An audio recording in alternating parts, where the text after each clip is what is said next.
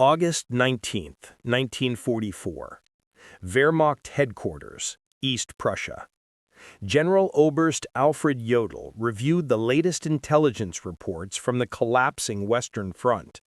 His staff had calculated the mathematics of Allied supply lines, stretching over 400 miles from the Normandy beaches to Patton's spearheading Third Army.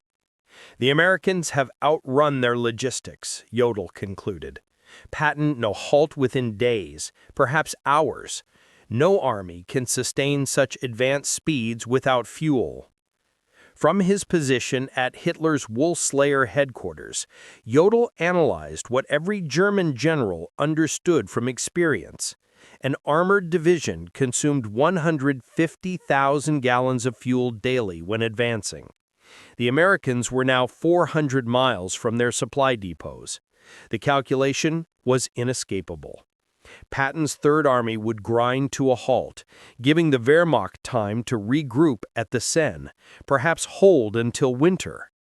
What Jodl didn't know was that 125 miles away, 5,958 trucks were already rolling eastward in an endless convoy, headlights blazing in defiance of military doctrine, carrying 12,500 tons of supplies every 24 hours.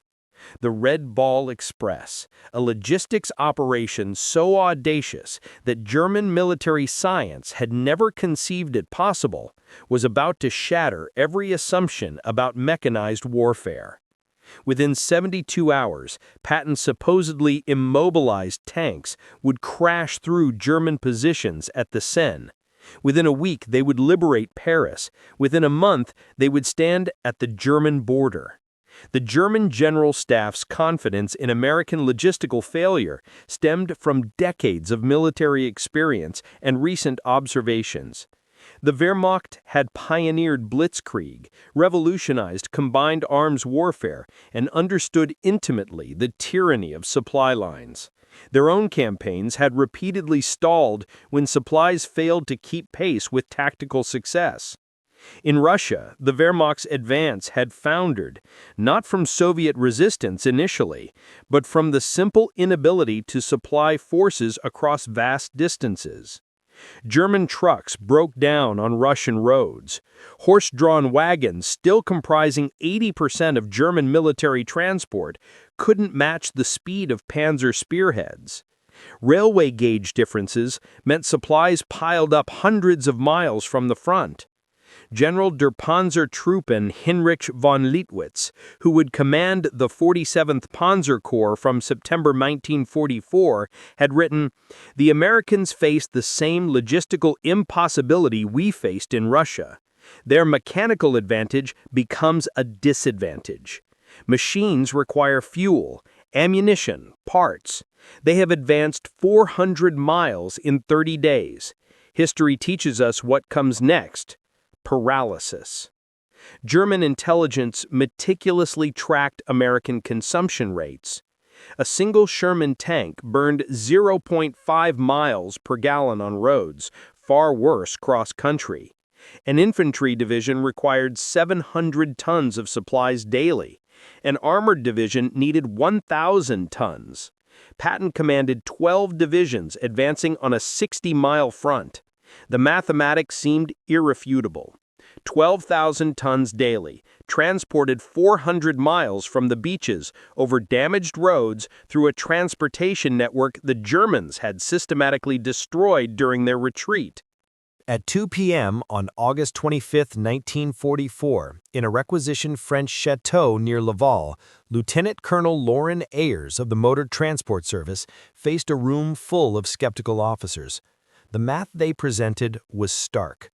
Patton's Third Army was consuming supplies faster than any army in history, advancing at speeds that defied all logistical planning.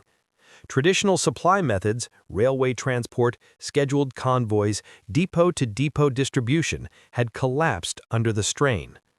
Gentlemen, Ayers announced, we're going to create a one-way highway from Cherbourg and the beaches to the front lines.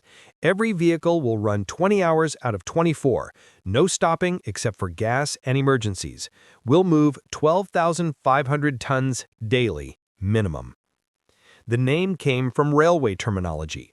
A Red Ball freight was an express shipment that took priority over everything else. The Red Ball Express would operate on the same principle: absolute priority, no delays, no exceptions. The technical specifications defied German military doctrine.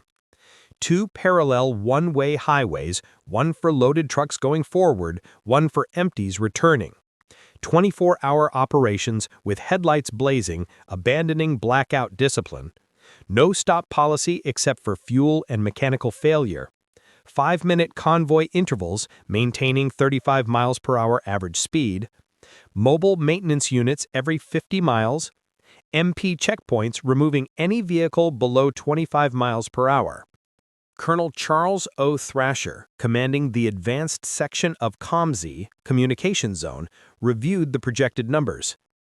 We need 140 truck companies, 5,958 vehicles minimum operating at 90% availability. That's impossible by any logistics textbook ever written. Yet within 36 hours, the impossible was operational. On August 26, 1944, drivers from the 3916th Quartermaster Truck Company climbed into their GMC CCKW 2.5-ton trucks, nicknamed the Deuce and a Half, loaded with 105mm artillery shells bound for Patton's guns at Mylune, 300 miles east. The demographic composition of the Red Ball Express would have stunned German racial theorists. Of the 23,000 drivers who would eventually operate the route, approximately 75% were African American soldiers serving in a still segregated army. These men, who couldn't eat in white restaurants or use white facilities in much of America, were keeping the most celebrated white general's army in motion. The drivers developed their own culture within hours. They painted slogans on their trucks: Patton's Blood Bank, Hitler, Here We Come, Detroit to Berlin Express. They created their own traffic rules. Slower vehicles pulled off immediately, mechanical failures were pushed into ditches, any truck below 20 miles per hour was considered a roadblock. By August 28th, German reconnaissance units began reporting something unprecedented. Units from Aufklärungsabteilung Abteilung 116 radioed from positions overlooking the main Red Ball route. Continuous vehicle column, headlights visible for 20 kilometers, no spacing, no blackout discipline. Estimate 1,000 vehicles per hour. Americans have abandoned all military precaution. This violated everything German military doctrine taught. Headlights at night invited air attack. Continuous columns presented perfect artillery targets. No spacing between vehicles meant a single disabled truck could halt an entire convoy. Yet the Americans seemed unconcerned. General Lieutenant Edgar Feuchtinger, commanding the 21st Panzer Division, personally observed the Red Ball Express from concealed positions on August 30th. His report to Army Group B headquarters reflected growing alarm. The enemy operates a supply system beyond our comprehension. Vehicles pass at 30-second intervals day and night without pause. They don't hide, don't disperse, don't follow any rules we understand. It's not military science, it's mass production applied to warfare. What the Germans couldn't understand was that American logistics operated on different principles entirely. Where German doctrine emphasized concealment, Americans relied on volume. Where Germans conserved vehicles, Americans assumed 20% mechanical failure and planned accordingly. Where Germans followed strict military procedure, Americans improvised continuously. The numbers achieved by the Red Ball Express defied German calculations of what was logistically possible. First week, August 25th through 31st, 1944. 89,939 tons of supplies delivered. Daily average, 12,848 tons. Round-trip distance, 686 miles. Vehicle rotations, 5,958 trucks making 1.5 trips daily. Fuel consumed by the operation itself, 300,000 gallons.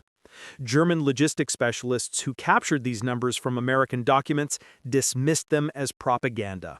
But the numbers were real and they were accelerating.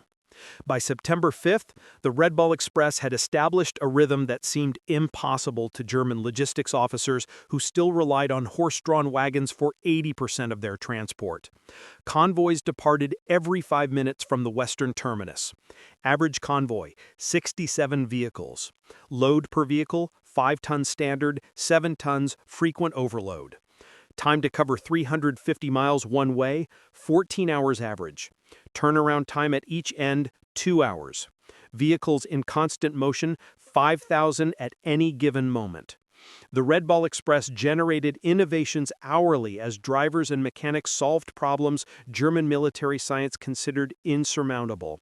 When trucks broke down, approximately 1,800 daily, mobile maintenance units performed repairs on the roadside. Mechanics developed a triage system, 15 minutes to fix it or push it off the road. Parts were cannibalized from vehicles deemed unrepairable. Engines were swapped in 45 minutes using mobile cranes. When the designated Red Ball route became congested, drivers created alternate paths. They commandeered French buses to move personnel and free up trucks for cargo. They borrowed German vehicles, painting them olive drab and pressing them into service. They built bypasses around destroyed bridges, using rubble from bombed buildings as roadbed. The Germans, observing this chaos that somehow produced order, couldn't comprehend it. German logistics doctrine emphasized careful planning, maintenance schedules, and proper procedures. The Americans violated every principle, yet their system accelerated rather than collapsed. The most stunning revelation for German observers was American fuel management.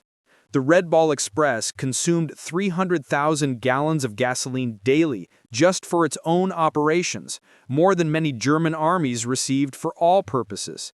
Yet fuel never ran short. The Americans had created a parallel marvel, Operation Pluto, pipelines under the ocean, laying fuel pipelines across the English Channel. By September 1944, fuel flowed through underwater pipes German intelligence hadn't even detected. Forward fuel dumps were established every 25 miles along the Red Ball route.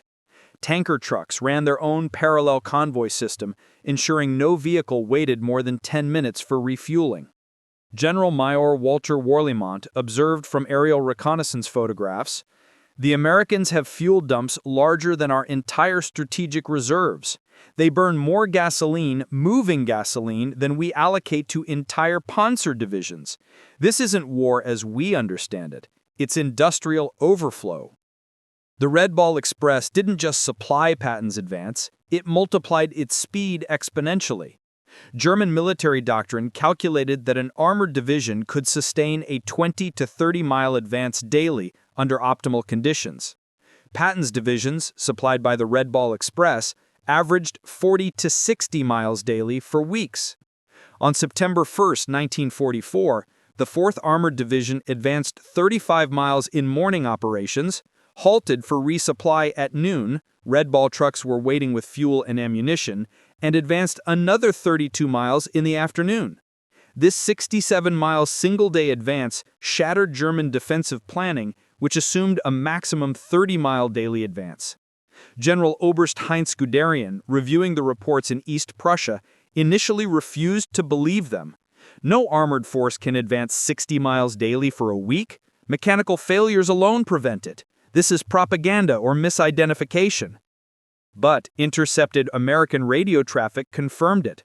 More disturbing for German commanders, the Americans were broadcasting their positions openly, without code, supremely confident in their ability to move faster than Germans could react. By September 5, 1944, German intelligence had compiled comprehensive reports on the Red Ball Express. The implications were catastrophic for Wehrmacht planning. Every assumption about American military capability required revision. The intelligence report contained observations that defied German military science. Americans wasted vehicles prodigiously, abandoning damaged trucks rather than repairing them. Drivers operated on stimulants for days, violating every principle of personnel management. No camouflage discipline, making the entire system vulnerable to air attack that never came. Mechanical failure rates of 30% daily, simply overwhelmed by redundancy. Fuel consumption that would bankrupt any European military. Field Marshal Walter Model's response revealed growing desperation. If these reports are accurate, we face not a superior army, but a superior civilization. They make no effort to hide because they don't fear us. They waste resources because they have infinite resources. We cannot defeat this with military tactics. The Red Ball Express drivers paid a physical price German observers couldn't see. Drivers operated for 72 straight hours, hallucinating from exhaustion and benzodrine. Accidents killed 300 drivers during the Red Ball's operational period. Trucks collided in fog, overturned on damaged roads, burned when overheated engines ignited. Yet morale remained extraordinarily high. These men, mostly African Americans denied equal rights at home, understood they were making history. They were proving Hitler's racial theories wrong with every mile driven, every ton delivered. Captured German officers provided eloquent testimony to the Red Ball Express's impact. Oberst Hans von Luck, taken prisoner in September 1944, told interrogators, "We knew we'd lost when we understood your supply system. You violate every rule, waste fuel, abandon vehicles, exhaust drivers, yet succeed through sheer volume. You've industrialized warfare beyond our comprehension." The psychological impact on German forces was devastating. The Wehrmacht soldiers could hear American trucks all night, every night. Endless motors, endless supplies. They had 3 rounds per rifle, while Americans were bringing millions of rounds. The sound itself became psychological warfare. The vehicles themselves amazed German engineers. The GMC CCKW 2.5-ton truck, the backbone of the Red Ball Express, represented mass production perfection. General Motors had produced over 500,000 of these vehicles by war's end, more trucks than the entire German military possessed of all types combined. The trucks featured innovations Germans hadn't implemented. All-wheel drive is standard, not exception. Automatic tire inflation systems. Waterproofing that allowed 30-inch fording. Engines that ran on low-quality fuel without modification. Heaters that actually worked in winter. More stunning was American maintenance philosophy. Where Germans rebuilt engines, Americans replaced them.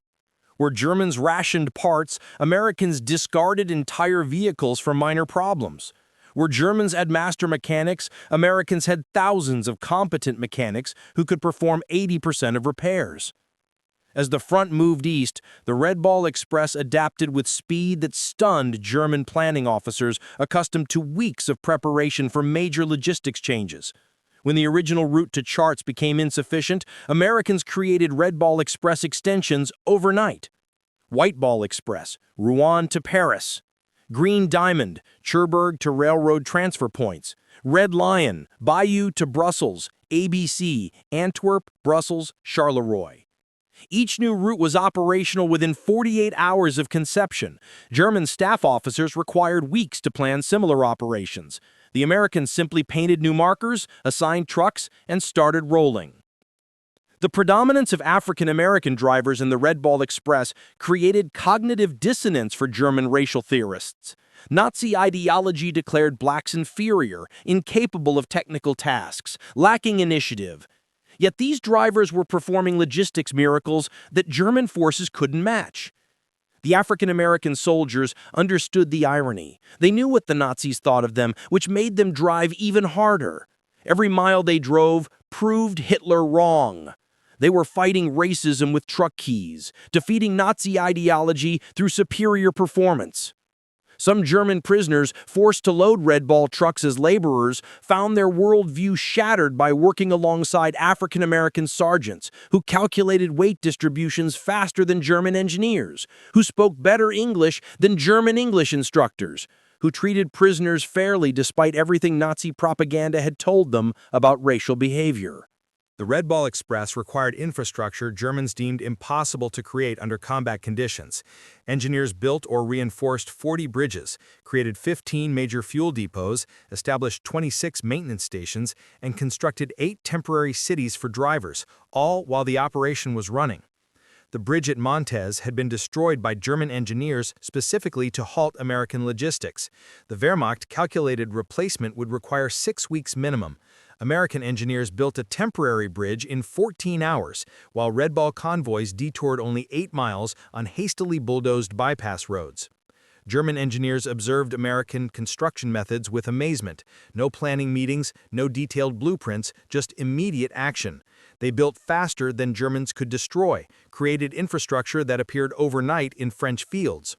One Red Ball Express achievement particularly stunned German artillery officers: ammunition supply rates that exceeded their highest theoretical calculations.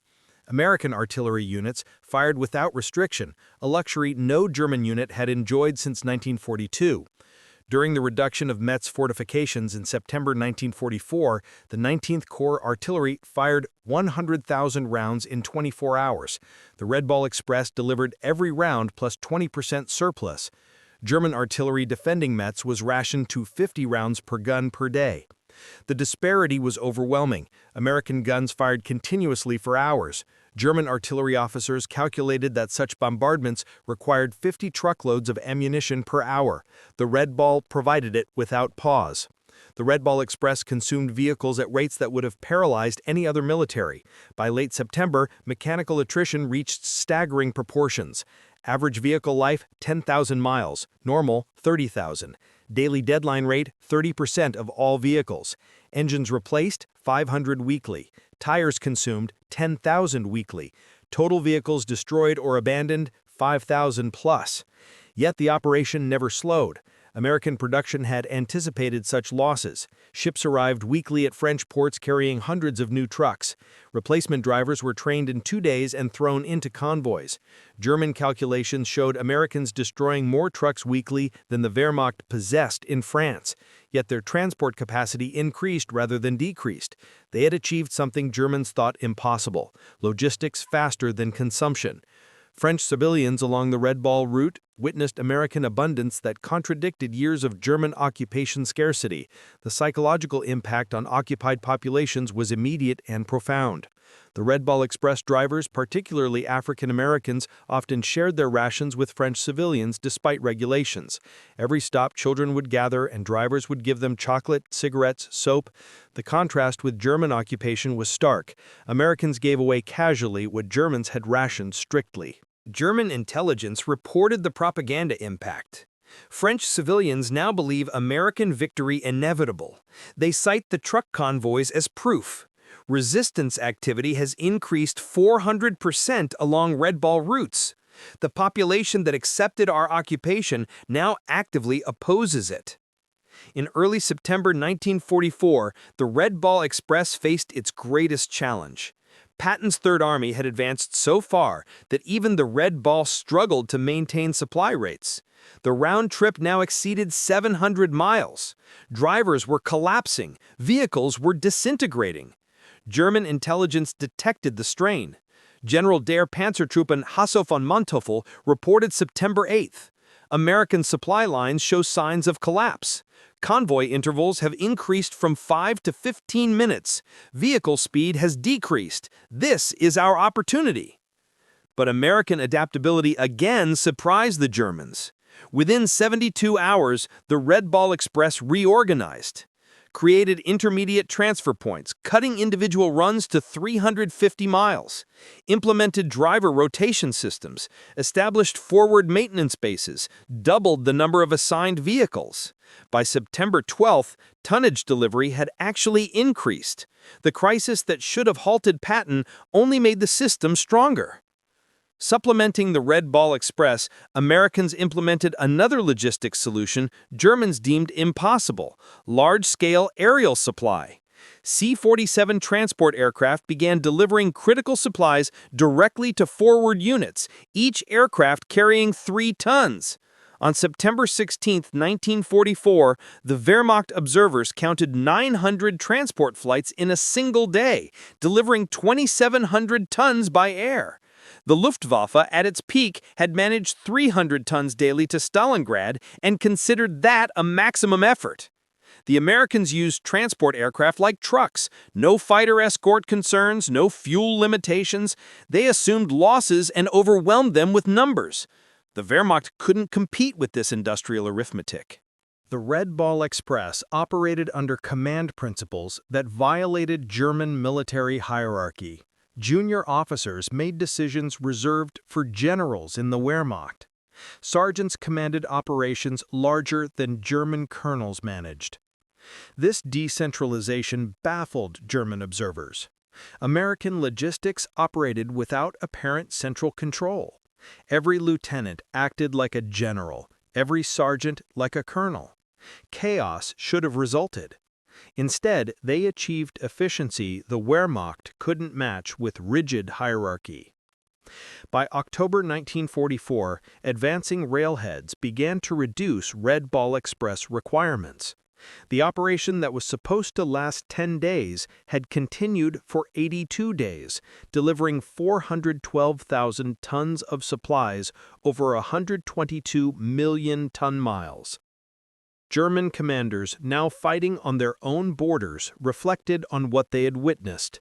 Field Marshal Model wrote in his final report, "We were not defeated by American tanks or planes primarily. We were defeated by American trucks." The Red Ball Express proved that in modern war, logistics is strategy. The transition to rail transport was itself a marvel. American railroad engineers had reconstructed 1,000 miles of destroyed French rail lines while the Red Ball was running. They laid new track faster than Germans had destroyed it, often using captured German rail equipment. The final Red Ball Express statistics defied every German calculation of logistical possibility. 82 days of operation, 412,193 tons of supplies delivered, 122 million ton-miles, 5,958 vehicles average, peak 7,000, 23,000 total drivers employed, 700,000 gallons of fuel consumed daily, 40,000 tons of ammunition delivered to Patton alone, 15 million rations transported, 135,000 medical supply tons. Reviewing these figures in captivity, German officers admitted they had calculated American logistics based on European precedent. They had multiplied their best performance by 3 and assumed that was the American maximum. They were wrong by a factor of 10. Beyond tonnage and distance, the Red Ball Express achieved something more profound. It destroyed German faith in their own military superiority.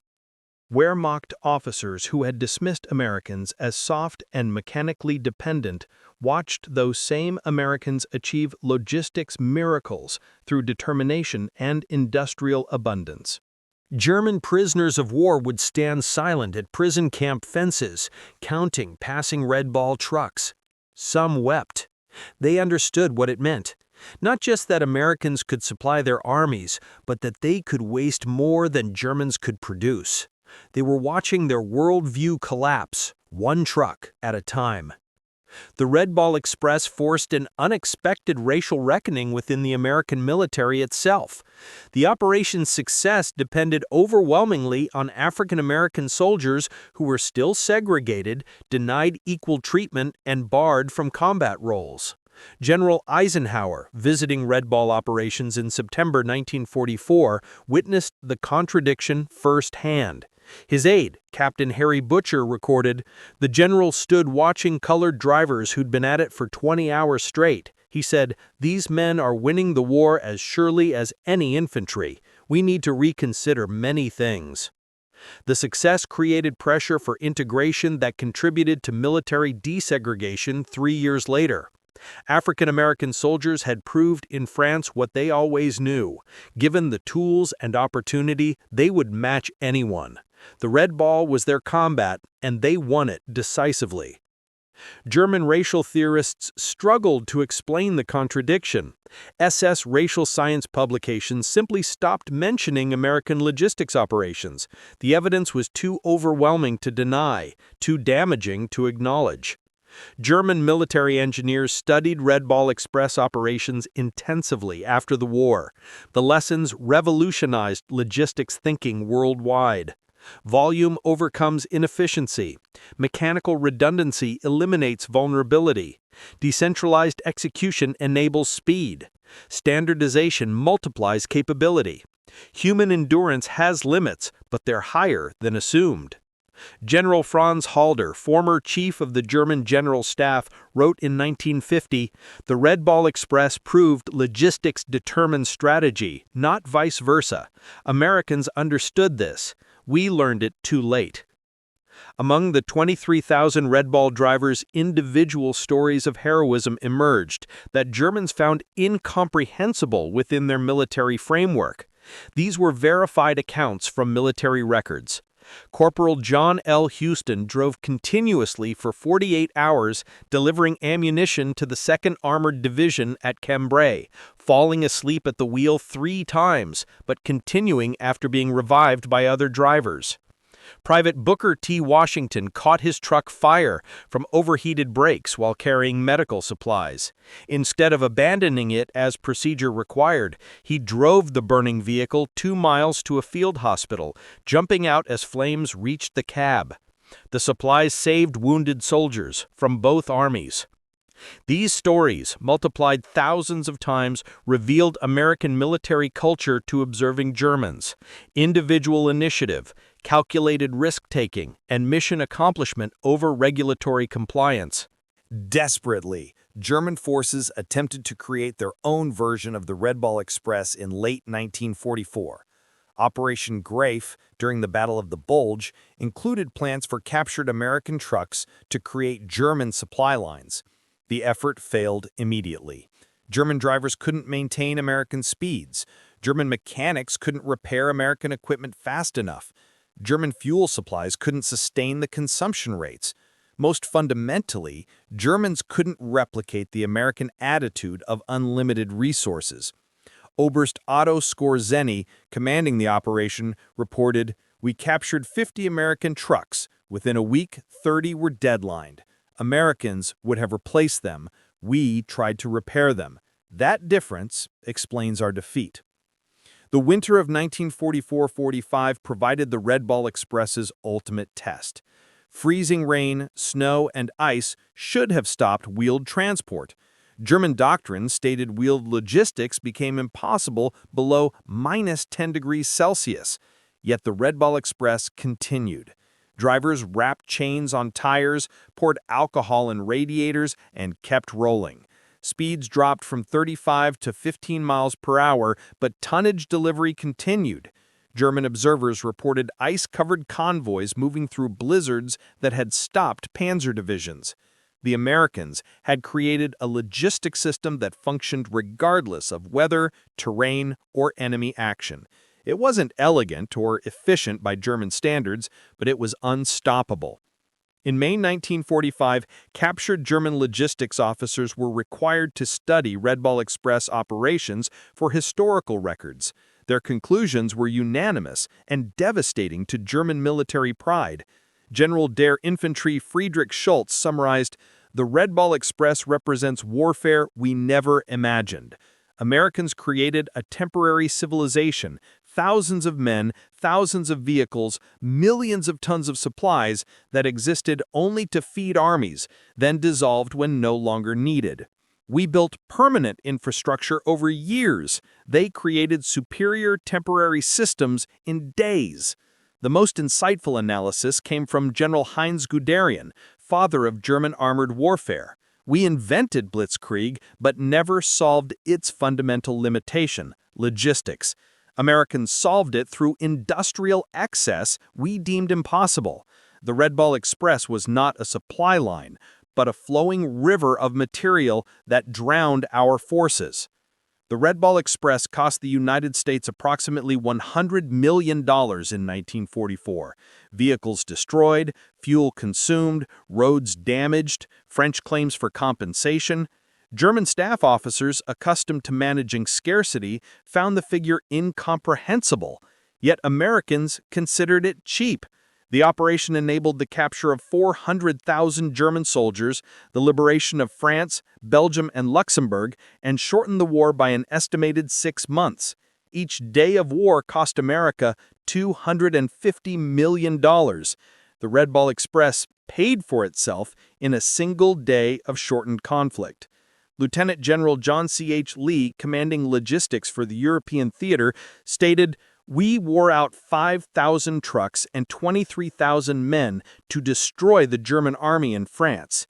In any previous war, that would be catastrophic losses. In American industrial war, it's acceptable overhead." An unexpected consequence of the Red Ball Express was its revolutionary impact on post-war civilian logistics. Thousands of drivers returned to America with experience operating the world's largest transportation network. These veterans founded trucking companies, designed interstate highways, and created the modern American logistics industry. Companies like Yellow Freight, Roadway, and Consolidated Freightways were started by Red Ball veterans who applied military logistics to civilian commerce. They had learned in France that volume beats efficiency, speed beats perfection, and if you can keep trucks rolling 24 hours, you can move the world. Military historians universally recognize the Red Ball Express as the decisive logistics operation of the European theater. Without it, Patton's advance stops, Paris falls weeks later, and German forces successfully establish winter defensive lines. The operation validated American military doctrine that emphasized logistics over tactics. While German officers studied Clausewitz and battlefield maneuver, Americans studied Detroit assembly lines and railroad timetables. The Red Ball Express demonstrated that in modern warfare, the ability to supply forces determines victory more than tactical brilliance. On September 15, 1944, Field Marshal Gerd von Rundstedt, supreme German commander in the West, received comprehensive intelligence on the Red Ball Express. After studying the reports for hours, he summoned his staff.